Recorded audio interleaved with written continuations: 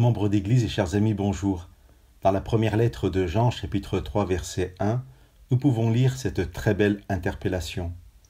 Voyez quel amour le Père nous a donné pour que nous soyons appelés enfants de Dieu, et nous le sommes.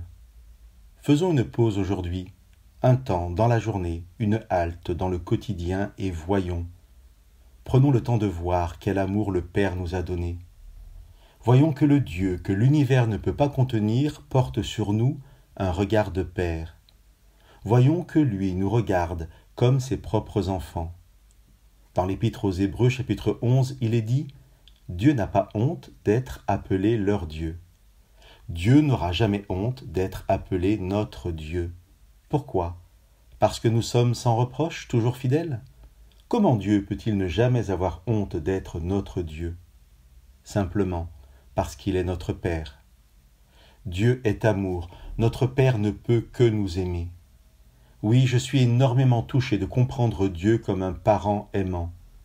Et je pense qu'il est tout sauf anodin que Dieu insiste tant dans sa parole pour être appelé Père, qu'il n'est pas anodin que la prière que Jésus partage aux disciples commence par « Notre Père ».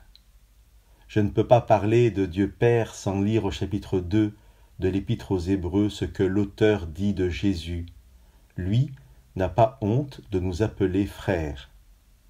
Tout le monde n'a pas eu le privilège, loin s'en faut, d'avoir eu toujours de bons parents, mais chacun peut imaginer le parent qu'il voudrait être pour ses enfants.